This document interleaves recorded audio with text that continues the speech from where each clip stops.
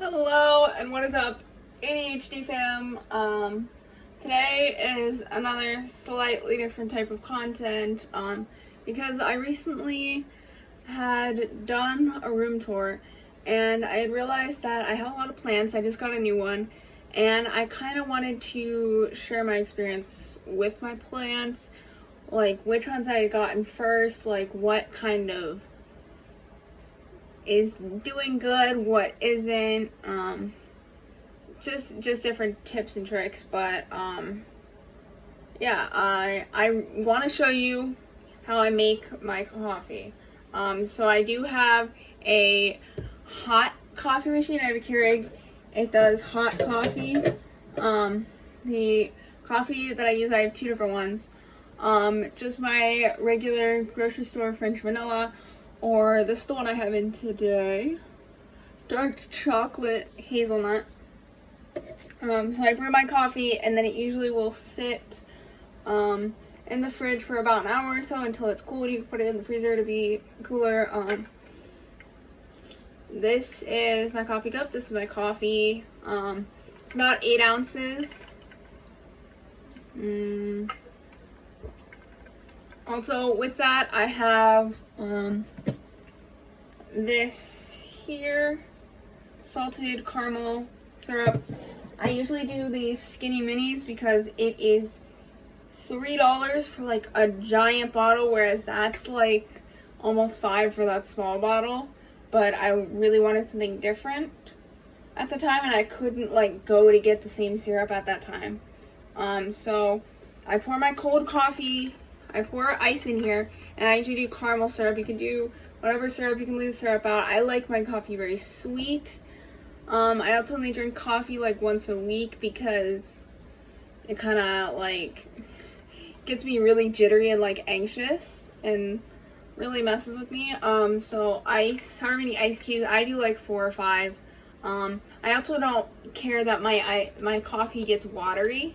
I kind of like it that way, a little bit more diluted.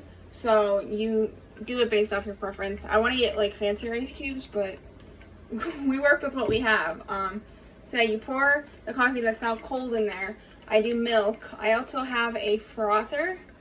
I got my frother, I want to say from like Target. It was like barely $8 or so, and it has been used so much. Pour the coffee in, I add milk. I do just like regular, like 2% I think milk. If you do whatever you want. And then I make a cold foam, so I take a little bit of whatever's left in my cup. I leave a little bit of coffee left, a little bit more syrup and some milk, and then you froth it. I also will sometimes froth my own, like froth the coffee itself just a little bit. So yeah, I figured I'd just share that because my coffee always tastes really good and it keeps me really productive. With that being said, we are going to head around the house, specifically my room, the porch. I'm going to show you my plants, propagations, kind of what I got going on. Let's get it. So my room has had a slight kind of refresh, as you can tell. I'm going to show you my plants in order that are in my room. We'll go outside and do the outside plants. So the first plant that I had gotten is, that hasn't fully died. It is basically dead. Yeah, it was a succulent. Succulents I don't tend to take care of. The only reason was because of problems that we will discuss later. The second plant that I had gotten is this cactus. It's thriving. It's doing well. I rarely have to water it. It seems to be holding up pretty fine, low light. It's great. The next plant, my like really big plant that I had gotten after that was this, my Phothos. My Phothos is doing extremely well. I have taken, this is a cutting that I propagated, and yeah, now it's growing. You can also see in there slightly, if it'll focus, there's like a little bit of a stem, so it's trying to grow. Yeah, after that one, these next two were gotten pretty recently.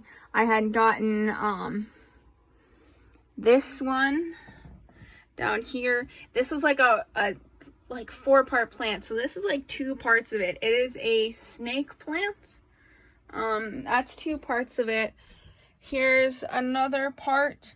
And then this was like the mother plant. So this was the mother plant. All of those were inside of this one pot. It was like all like squished and it looked pretty funky. So I literally snapped them off the mother plant. And yeah, and then I haven't had any trouble with any of these plants. Well, that's the first plant I did. The Phothos has had a few leaves here and there, but we are troubleshooting. I have other tools, I have other things that I have gotten that I will also share. But this one, like the bottom leaves did kind of get all mushy and have broken away, but other than that, it seems to be fine.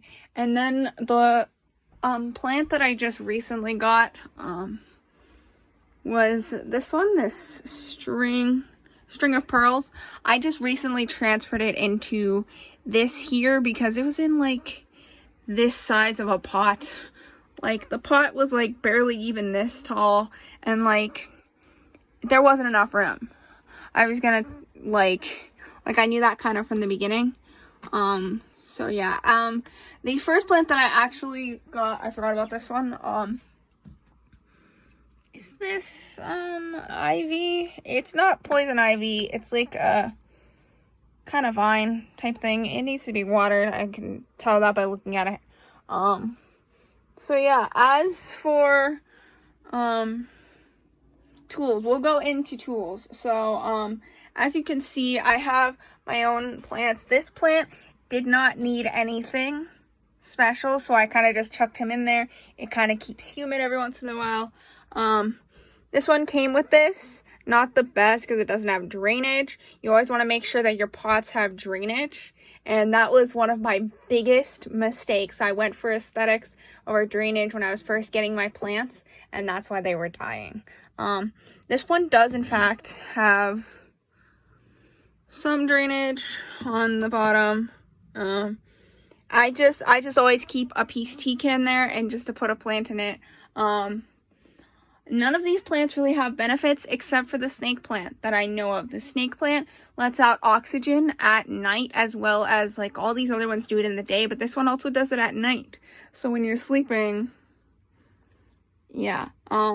Another good trick is I always keep a tray just under my plant, just for when I always bottom water my plants. Once they're done bottom watering, I don't want to like set it on top of my fridge or on top of my shelf and like have a pool of water there. So yeah, that's just a mess. I do not recommend these. This is what I started out with. It was cute, it was aesthetic, and that's why this one had died. It was doing fine until I separated it. I separated it into parts because it was kind of falling over and it had died. This one also has drainage holes in the bottom. You want to make sure they do. With this one, I'm experimenting. I put some rocks in the bottom to kind of just test and see. And then that is the original pot because it hasn't been showing anything. For exterior tools that I have, I got these. These were, I don't even know, $4 or $5. Wasn't even that bad. They're little like pruning shears. You do have to disinfect them when you're taking off cuttings, but that's what you're really supposed to use. Those are new. This is also new as well. It is a USB plug-in air purifier, like mister kind of. I have it up here because this is where I put most of my plants, because I have other tools up here. It just like lets out steam and humidity and kind of cleans the air a little bit for my plants, which has really seemed to help a lot of them up here. The next thing that I have is this. It was originally, I don't know what they're called, but it had a tray on top and you put liquid food in it and water and you would grow herbs. But I took the tray off and it made a flat thing. That's what it's called, the AeroGarden. But yeah, this is just a giant like plant light. It's a grow light. So I took the tray out of it because we didn't have any really plant food or herbs to grow in it, and it makes a good grow light. I'll transfer my plants over here. I have to do that at some point today. I do it like every Saturday, once a week. They'll get 3 or 4 hours of just extra grow light, and then if a plant's really doing bad, we'll take it outside. I have this. It's just to water my plants. It has blue in it. That is Miracle-Gro.